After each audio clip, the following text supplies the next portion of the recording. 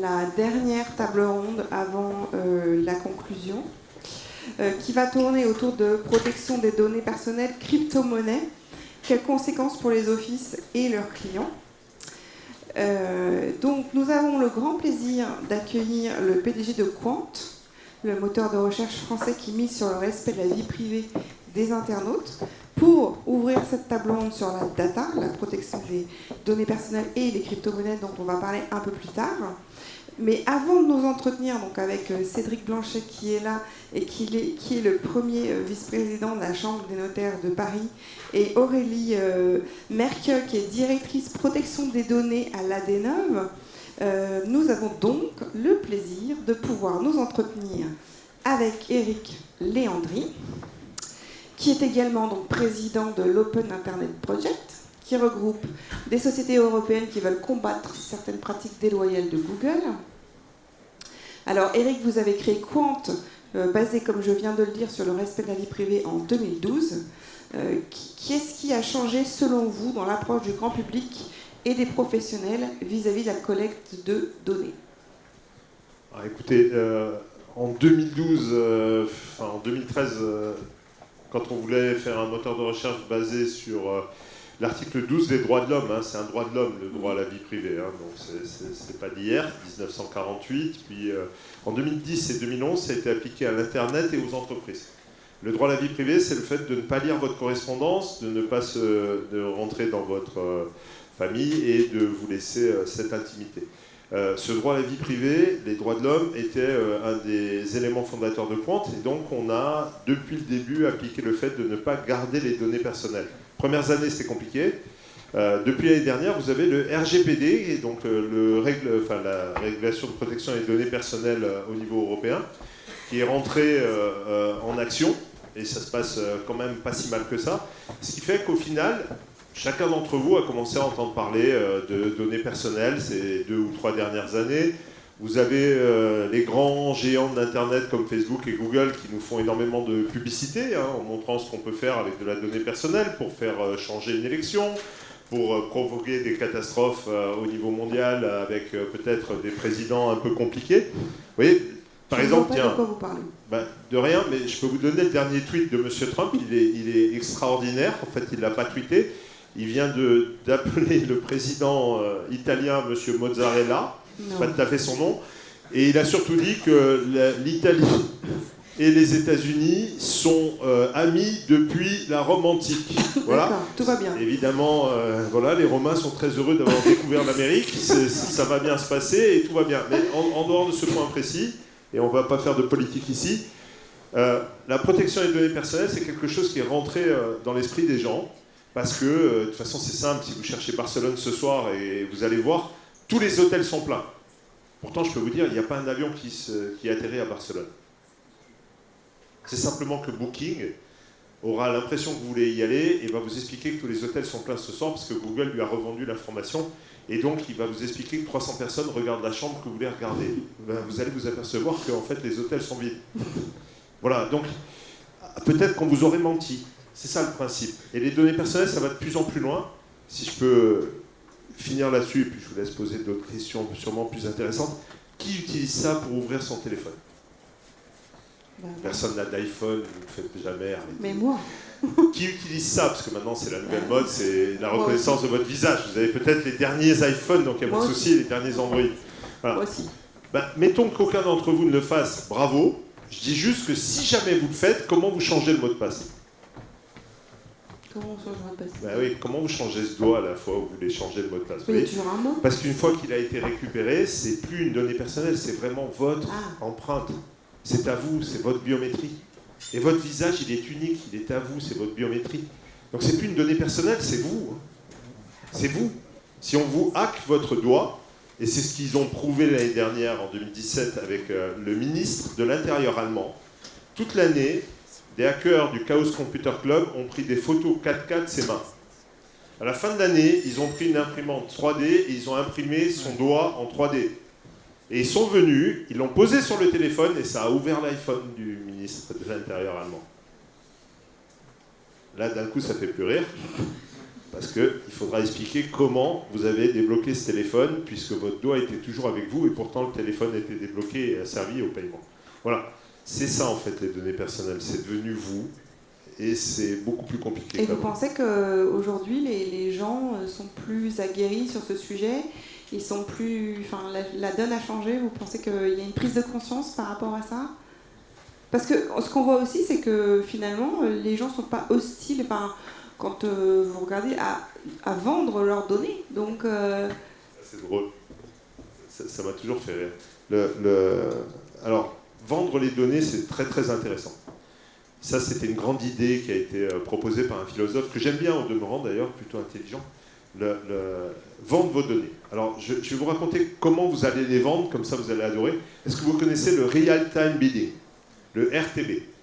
Le RTB, c'est l'endroit où on revend toutes les données sur Internet. C'est la bourse de vos données perso sur Internet. Le Real Time Bidding, vous ne connaissez pas en fait, c'est l'endroit où on vend en millisecondes les données aux uns et aux autres. C'est-à-dire que ce n'est pas très compliqué. Vous allez sur Google, vous tapez Barcelone. Google propose maintenant sur le Real Time Bidding, en temps réel, pendant que vous êtes en train de taper à tout le monde, ce monsieur vient de taper Barcelone, qui veut savoir comment il s'appelle, où il va, qu'est-ce qu'il fait, s'il a de l'argent ou s'il n'en a pas. Tout ce que Google a sur vous, il le met à la vente. Booking peut dire, moi je l'achète 50 centimes. Expedia peut dire, moi je l'achète 1 euro. Ils le font en temps réel. OK? Bon alors, à votre avis, quand vous avez vendu que vous êtes un homme blanc, une femme noire, un gay, un hétéro, une fois, pourquoi ils vont le racheter? oui, Et ils peuvent se le vendre toute la journée, tous ensemble, et ils l'ont déjà dans la collection. Vous croyez que vous allez pouvoir le revendre? C'est déjà vendu. Et c'est en train d'être distribué sur toute la planète, ils ne vont plus jamais vous parler. Alors c'est comme ça que vous aviez prévu de vendre vos données? Une fois, quelques centimes, et le coup d'après, c'est déjà fait? Vous voulez dire que c'est un miroir aux alouettes et qu'en fait... C'est une arnaque. Et c'est une arnaque parfaitement bien organisée, avec des gens qui disent « Mais moi, je vais vous les acheter. Pas de problème, parce que je vais vous les payer quelques centimes et je vais les revendre des milliers d'euros. Je vous le fais demain matin, on peut faire ça très facilement. » Donc, le principe même de vendre ces données personnelles ne marche qu'à partir du moment où vous avez la protection de ces mêmes données, qu'elles ne puissent pas être réutilisées, qu'elles soient vraiment uniques, qu'elles ne soient pas réutilisables à l'infini. Ça, c'est possible. Et dernière chose, on parle beaucoup des données personnelles, hein, de votre vie privée. Alors, vous savez tous que vous n'avez rien à cacher. Moi, c'est différent, je suis corse, vous avez tous lu que j'ai des problèmes. D'ailleurs, j'ai d'énormes problèmes parce que j'ai dû avouer en Corse que j'avais un casier vierge et que je payais mes impôts. Ça m'a fait énormément de problématiques en Corse, mais pour le reste, tout va bien. Ce que j'essaie simplement de vous dire, c'est oublions 2 secondes vos problèmes de vie privée et on va passer maintenant au secret des affaires. Lequel d'entre vous veut que sur Internet, ce que vous signez tous les jours soit publié chez tout le monde? Qui veut savoir combien on a vendu ou acheté sa maison, son information, les données confidentielles, la suite, ses testaments ou autres? Vous pensez que ça doit être publié? Tout doit être une maison de verre? Peut-être. Je ne suis pas sûr que votre profession de tiers de confiance fonctionne comme ça, mais on peut y réfléchir. Pourquoi vous avez choisi de ne pas collecter les données personnelles, qui est la base de Quant? Expliquez-nous. C'était quoi le parti pris au départ? On a compris que, enfin, pourquoi, ce qui vous est, enfin, je voudrais aller un peu plus loin sur qu'est-ce qui fait le déclic au départ sur le sujet, alors que tout le monde dit que la data c'est l'or noir et que ça fait la différence, c'est ce qui permet de se différencier et d'être valorisé. Vous savez, l'or noir, c'est très intéressant comme exemple. Ça fait de belles catastrophes quand ça se répand dans la mer. Oui, c'est vrai. Et ben, c'est un peu la même chose avec nos amis de chez Facebook. Ça fait de belles catastrophes quand ça se répand n'importe où. Donc le principe même de la donnée, ce n'est pas quelque chose d'anodin, à aucun moment. Que ce soit la data dans le secret des affaires, que ce soit vos données personnelles vraiment propres à qui vous êtes. Donc le principe même de Quant dès le début, c'était tout simple. On veut faire un index européen qui vous donne des réponses sans que vous soyez le sujet de la recherche. C'est tout bête. C'est très simple, et c'est surtout le contre-pied total de ce qui se passe chez nos amis américains ou chez nos amis chinois. Donc on n'a pas tout à fait les mêmes valeurs, on a basé ce que l'on fait sur les valeurs européennes, le respect des obligations européennes et le respect des droits de l'homme. En faisant ça, en fait, on s'est créé un marché. Si vous faites du Google contre Google, tout le monde a essayé, tout le monde a terminé, mort. Vous pouvez mettre des milliards pour aller concurrencer Google, vous terminerez tranquillement au cimetière. Parce qu'ils ont plus de serveurs que nous, ils ont plus de puissance que nous, ils ont plus d'argent que tout le monde, et ils sont capables d'avoir et de racheter les dernières technologies avant même qu'elles soient disponibles sur le marché. Donc si c'est pour aller faire du Google contre Google sans proposition de valeur, écoutez, moi je ne sais pas faire. Des gens plus intelligents ont essayé et ont échoué. Donc nous, ce qu'on a fait, c'est proposer tout simplement des valeurs européennes avec un moteur qui vous sert à aller chercher Internet sans être le sujet de la recherche. On n'est pas toujours parfait, ça prend des années à créer, ça coûte cher, mais on commence à se rapprocher de quelque chose de bien. En proposant une autre forme de valeur, en proposant aussi Quant Junior par exemple pour les enfants, qui est juste le seul moteur au monde qui s'occupe des enfants, on a enlevé les contenus adultes, et la violence, pardon.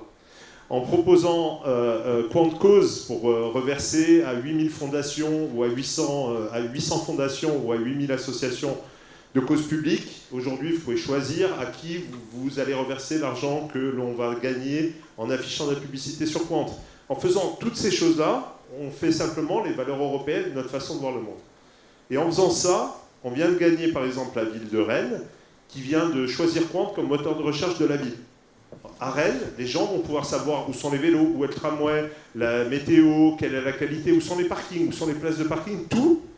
Et pourtant, on ne saura pas qui est sur le tramway, qui est sur le vélo, qui a parqué sa voiture. Ce n'est pas notre problème. Vous avez une place de parking, vous la cherchez, vous regardez, elle est là. Vous y allez, vous y mettez. Vous ou moi, c'est pas grave. Est-ce que vous pensez qu'on peut réellement imposer une vision européenne de la protection des données dans un Internet mondialisé? Alors, non seulement je le pense, en plus j'en suis sûr, et je regrette vraiment que M. Buttarelli nous ait quitté, celui qui s'occupait de tout ça au niveau de l'Europe. C'était un ami, c'est quelqu'un qui y a cru et qui s'est battu avec les CNIL européennes pour faire avancer les choses. Et vous savez qui y pense maintenant? Nos amis américains. Je rentre de Chine et je retourne en Chine dans très peu de temps. Les Chinois, ils sont très drôles. Je ne sais pas si vous avez vu comment ça marche en Chine, c'est très intéressant. Pour tout le monde peut-être dans la salle, les Chinois, ils s'en fichent de la protection des données, non? Alors je vais vous donner une grande nouvelle. Essayez de sortir des données de Chine. Essayez de sortir des données chinois de Chine, vous allez voir s'ils s'en fichent de la protection des données. Pas tout à fait la même logique, mais je vais vous donner la leur. Vous ne sortez pas de données de Chinois de Chine. Vous ne sortez pas de données personnelles de Chinois de Chine. Vous n'échangez pas de données personnelles entre silos en Chine. Si vous êtes dans l'hôpital et que vous essayez de revendre vos données à l'assurance, vous pouvez terminer avec une balle dans la tête et la balle tranquillement à payer par votre famille. Maintenant, l'État qui est au-dessus, lui, il a accès à tout. Donc leur façon de voir le monde, c'est l'État a accès à tout et les grands silos, comme chez nous, pas d'échange de données, pas de revente de données et pas de sortie de données chinois hors de Chine. Donc, vous me parlez RGPD, moi je vous dis les Chinois, la base du dessous, ça ressemble à notre RGPD. Après, il y a une option au-dessus qui est... Mais même les États-Unis sont en train de s'en inspirer. Et puisque vous arrivez sur les Américains, qui commencent à s'y mettre? Tout San Francisco, toute la Silicon Valley, ils commencent à se dire, bon, là on est peut-être allé un peu trop loin en dérapage. Évidemment, pas les GAFA, eux, ils ne veulent pas s'arrêter de déraper. À votre avis, quel rôle peuvent avoir les notaires dans la protection des données des utilisateurs des services en ligne? Qu'est-ce que vous faites depuis des... Un rôle de tiers de ça confiance existe, les notaires? D'accord. Donc ça va, je ne suis pas le seul inculte ici. Excusez-moi. Allez, enfin, franchement, vous êtes tiers de confiance. C'est chez vous qu'on va confier des informations qui sont cruciales pour nos vies, notre suite, souvent les plus importantes affaires qu'on a à faire. Si vous, tout est transparent et vous vendez tout à Facebook, je crois qu'il faut que vous arrêtiez la journée. Hein. C'est pas possible. Ça n'a pas de sens. Ça n'a aucun sens. Donc quel rôle vous pouvez jouer? Quasiment tous les rôles. Les données numériques qui vont être protégées et qui doivent nous permettre de chercher dans notre vie, par exemple. Il vaut mieux qu'elles soient placées chez vous que sur Facebook. Hein. Voilà. Sauf que maintenant, si aucun d'entre vous ne met en place de technologies modernes pour aller ensuite faire des recherches à l'intérieur, et vous en avez mis beaucoup, ne venez pas me faire dire ce que je n'ai pas dit. Je dis simplement que aujourd'hui, on devrait pouvoir chercher dans nos données, dans tout ce que l'on a chez vous tous, de façon efficace et simple, tout en étant totalement sécurisé. Ce que vont rechercher les gens chez Facebook, c'est la possibilité de garder leur vie facilement, d'installer leurs photos, leur mise en place, et la façon de rechercher dedans. Mais si vous amenez des possibilités simples d'aller rechercher tout en protégeant les choses, mais moi j'y confierais gentiment ma vie et tout un tas d'informations. Je vous dis les choses simplement. Vous savez, quand vous perdez vos grands-parents, vous n'avez pas pu les enregistrer, ou que vous perdez, la première chose que vous perdez dans la mémoire, c'est la voix. Et puis après, vous avez quelques photos pour rappeler à peu près les visages, mais c'est ce qui va s'en aller aussi. Tout ça, c'est des choses que vous pouvez conserver et sur lesquelles on peut bâtir des tas de choses, sur des offres très intelligentes à partager entre les gens. C'est des choses qu'on viendra vous proposer un de ces 4 matins et où l'intelligence artificielle peut faire énormément de choses. Énormément. Ça, c'est des produits, des offres pour demain qui ont du sens. Le cadastre, la gestion de tout l'immobilier avec des propositions de valeur qui permettent de savoir où aller habiter, quel est l'endroit où il y a la meilleure qualité d'air. Toutes ces choses-là sont des interactions qu'on peut avoir ensemble à partir du moment où on respecte les données des utilisateurs. Parce que sinon, en fait, vous me donnez tout ce que vous avez collecté depuis des années, et puis moi je vais le revendre à toute la planète, je vais faire vite de l'argent, et c'est bon. On est chez les notaires, vous avez compris tout ce qu'on peut faire. Imaginez 2 secondes, tout le monde dit qu'il n'a rien à cacher. Moi le soir je ferme les rideaux, après vous faites comme vous voulez. Maintenant, en dehors de ce point précis, imaginez si les médecins se mettent à faire n'importe quoi. Imaginez si vous mettez à faire n'importe quoi. Imaginez si les avocats se mettent à faire n'importe quoi. Enfin, n'importe quoi. Trouve que c'est très sympa de tout distribuer. Moi, je peux vous assurer que ce monde-là ne m'intéresse pas. Et donc, on se bat pour essayer de mettre en pratique des technologies européennes au cœur de l'Europe. Voilà. Et un moteur de recherche comme Quant, si vous voulez l'essayer, vous inquiétez pas, vous ne serez pas seul. Il y a 85 millions de personnes qui l'ont essayé le mois dernier et qui le gardent. Et puis vous avez toutes les banques qui viennent de basculer, les assurances. Vous avez des groupes comme Safran, Thales.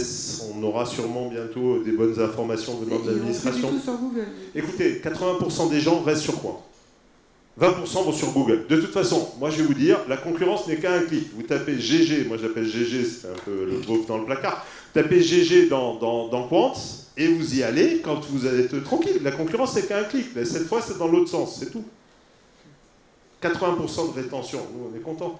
Évidemment, on est moins fort sur plein de choses. Mais on est suffisamment bon pour 80% des gens, c'est pas mal. Donc si j'entends bien, vous allez peut-être développer des choses avec les notaires. Écoutez, nous, on va proposer des technologies. Nous, ce qu'on sait faire, je vais vous dire, c'est très simple. On sait faire des data lakes. Alors, dit comme ça fait bien. Donc, des lacs de data, c'est la classe. Donc, vous allez avoir la possibilité de mettre des pétas de data, on met de l'intelligence artificielle au-dessus et on crée des résultats qu'on sort en API. Voilà, ça c'était super. Hein.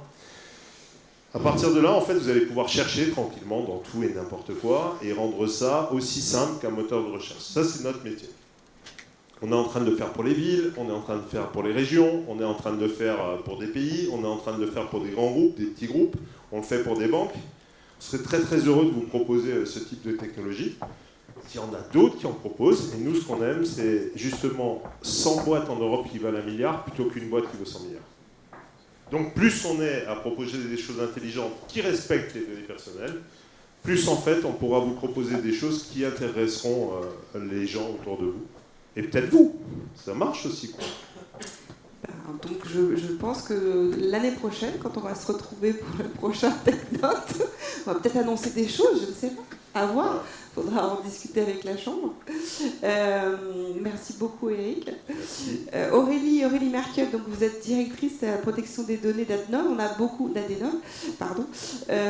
on a beaucoup parlé là, du RGPD. Moi je voulais faire un point avec vous 18 mois après l'instauration du RGPD. Combien il y a eu de notifications de violations de données, où on en est, et puis qu'est-ce qui est nouveau, est-ce qu'il y a de l'actualité autour de ça? Je vous remercie. Déjà, avant de faire un bilan sur le RGPD, j'aimerais préciser que le notariat n'a pas attendu ce texte européen pour se soucier de la protection des données de leurs clients, puisque depuis une grosse dizaine d'années, en raison d'un rapprochement avec la CNIL, il s'est doté d'un correspondant informatique et liberté qui était une spécificité française, un interlocuteur privilégié en charge de la protection des données dans les études. Donc, lorsque le texte européen est entré en vigueur, le notariat avait déjà 10 ans de pratique de mise en conformité avec la loi informatique et liberté, qui a, entre parenthèses, largement inspiré le législateur européen. Alors que certaines professions, que je ne citerai pas ici, n'en étaient qu'à édicter des règles de survie pour appliquer le RGPD. Nous étions juste à sensibiliser sur les évolutions que le législateur européen avait apportées à notre réglementation. Donc vous me posez la question sur les violations de données. En effet, c'est une réelle nouveauté, puisque désormais, toutes les entreprises sont tenues de notifier les violations de données. Qu'est-ce qu'une violation de données ? Il s'agit d'un incident de sécurité qui est constaté dans une étude ou dans une chambre ou dans une entreprise, peu importe, et cet incident est avéré.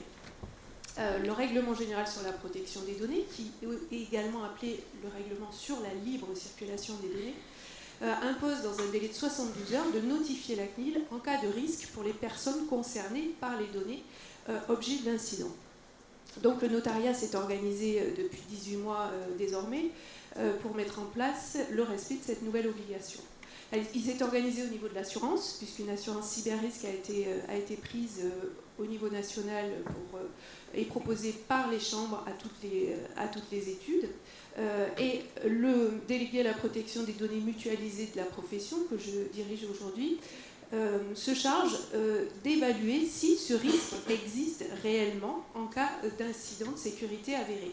La plupart de ce qu'on voit aujourd'hui, c'est que ces incidents font l'objet de notifications sans explication auprès de la CNIL, ce qui explique des chiffres très forts, puisque tous les assureurs, notamment, notifient toutes les violations de données. On est à combien aujourd'hui ? Alors, d'après l'Open Data de la CNIL, on est à 2200 au mois de juin. Donc, en un an de pratique de RGPD, l'autorité de contrôle donne ces chiffres-là. Et sur la profession du notariat, c'est beaucoup Alors, moins. sur la profession du notariat, nous en sommes à beaucoup moins parce que nous ne notifions que les incidents de sécurité qui font réellement courir un risque. D'où l'importance de l'expertise des professionnels de la protection des données pour dire dans tel cas nous allons notifier, dans tel cas nous ne notifierons pas. Aujourd'hui, les études nous ont remonté 36 cas de violation de données sur 18 mois, ça en fait 2 par mois. Alors est-ce à dire que c'est la totalité de ce qu'on a pu identifier dans les études, je n'en suis pas certaine.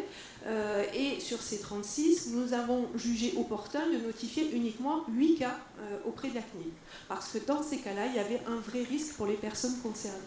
Je préciserai que la réglementation impose une autre notification lorsque ce risque est dit élevé, c'est de notifier les personnes concernées. Donc concrètement, les clients des notaires, dans les cas dont nous parlons.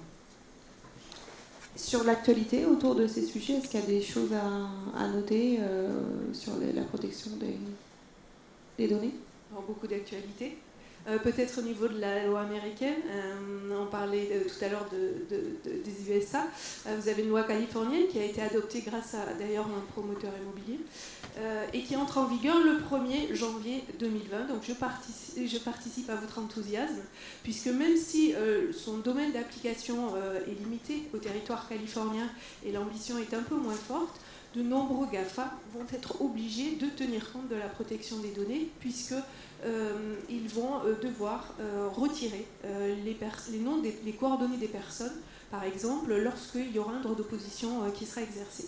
Donc le monde est en train de changer, on parlait de Chine tout à l'heure, le Japon a mis également en conformité ses règles, ce qui fait qu'on peut transférer facilement des données vers ce pays-là, à l'instar de ce qui se passe au sein de l'Union européenne, donc qui est considérée comme une sphère de confiance. Attention, le RGPD n'est pas là pour interdire le traitement de données à caractère personnel, mais clairement pour restaurer une confiance qui était perdue par le développement de technologies qui n'étaient pas maîtrisées au niveau de la donnée. Donc les nouveautés, la loi californienne, les nouveautés, c'est peut-être les sanctions de la CNIL, les contrôles de la CNIL qui se multiplient, et les premières sanctions sur le terrain du règlement général sur la protection des données qui tombent, alors pas dans le notariat, bien heureusement, mais qui montrent que l'autorité de contrôle sanctionne de manière beaucoup plus importante et n'hésite pas, puisqu'elle en a la possibilité désormais, à rendre public à la fois ses procédures de mise en demeure, mais également ses sanctions. Merci beaucoup Aurélie. Je vais passer la parole à Cédric Blanchet. Donc j'ai une question un peu ouverte pour vous. En tant que premier vice-président de la Chambre des notaires de Paris, comment ces sujets autour du RGPD sont vécus dans les études? Est-ce que c'est vécu comme une contrainte supplémentaire ou une occasion finalement d'améliorer les choses? Quelle est un peu En fait, comme il vient d'être dit, les protections des données personnelles ont déjà été intégrées dans le notariat depuis quelques années. Et surtout, ce qui nous aide, c'est que le notaire a toujours été très attaché au secret professionnel. Et du coup, a dans son état d'esprit ancré au fond de lui-même que les données qu'il collecte auprès de ses clients ne servent qu'à une seule chose, c'est la rédaction de ses actes. Et je ne crois pas qu'aujourd'hui, il pourrait venir à l'esprit d'un notaire de faire autre chose de ces données que l'utilisation qu'il en a pour la rédaction des actes qu'il prépare pour ses clients. Donc c'est vrai que de ce point de vue-là, c'est du coup assez facile de respecter le RGPD, puisque de par notre principe, on ne communique pas les données de nos clients du fait de cet attachement au secret professionnel qui est très ancré dans notre profession. Mais dans certaines études, on peut le vivre comme une contrainte supplémentaire. Après, bien entendu, bien sûr, aujourd'hui, la quantité de données collectées, les outils informatiques que l'on a, le traitement de nos dossiers qui sont maintenant complètement numériques, augmente nécessairement le risque éventuel de perte de données ou de transfert de données.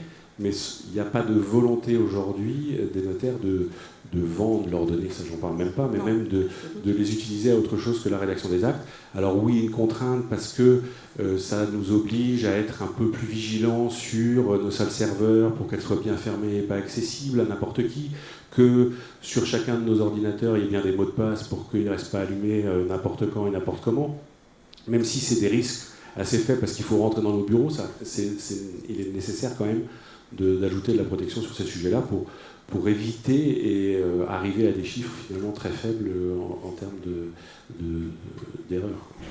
Oui, parce que ce qui est nouveau finalement dans le dispositif, c'est cette obligation de donner l'information et donc derrière de gérer le risque réputationnel, de se dire donc j'ai été... Ça c'est certain que si le notariat affichait des chiffres de fuite de données aussi importants que ce que vous avez dit pour les autres, on aurait nécessairement un petit problème de crédibilité vis-à-vis de nos clients par rapport à cet affichage très fort sur le secret professionnel, c'est une évidence. Mais on fait tout dans nos études pour que ça n'arrive pas, parce que c'est foncièrement ancré en nous. Est-ce que vous voulez ajouter quelque chose sur la protection des données Juste de dire que c'est vrai qu'on est tous conscients de ça. Après, est-ce qu'un jour ou l'autre, l'évolution fera qu'on réfléchira à ce qu'on peut faire des données qu'on a collectées? Je ne crois pas que ça soit encore à l'ordre du jour, même si ça pourrait avoir, même pour nos clients, des intérêts. Je ne crois pas que ça soit forcément à l'ordre du jour et il sera toujours temps d'en discuter. Alors, avant de passer aux crypto-monnaies, je ne sais pas si Michel Ruemy et Pierre-Alain Conil sont là. Oui, ils sont là, super. Peut-être qu'il y a des questions dans la salle, parce que je crois qu'Éric doit nous quitter. Je ne sais pas si vous avez des questions. On va peut-être faire une petite pause questions. Si vous avez des questions avant que Éric nous quitte. Sur Quant, sur la protection des données. Moi, j'avais un truc pour vous assez drôle. Vous savez, depuis que on doit vous dire quand c'est qu'il y a une faille de sécurité chez les grands groupes. Vous savez ce que Facebook a fait le plus depuis un an? Il a fait de la techno, il a fait parler de lui, il a fait beaucoup de choses, mais ce qu'il a fait le plus, c'est apologize. Le nombre d'excuses envoyées par mail chez Facebook dépasse les 300 millions. La dernière fois, c'est 50 millions, c'était il y a 2 semaines. La prochaine, c'est 400 millions. Ils vont exploser leur record de l'année assez rapidement parce qu'ils viennent encore avoir une faille de sécurité qui vient de débarquer sur le Darknet. Donc on a vu arriver gentiment tout un tas d'infos très très sympas de 400 millions de personnes de Facebook. Là, donc ça arrive d'ici quelques jours, vous allez adorer. Voilà. Donc ils s'excusent à peu près tous les un mois et demi. Si vous n'avez pas encore reçu d'excuses de Facebook, ne vous inquiétez pas, ça arrive bientôt. Voilà.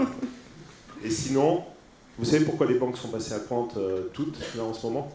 Parce que quand vous sortez de la banque et que vous cherchez sur Google, vous cherchez sur des serveurs américains, sur des gens qui sont des Européens.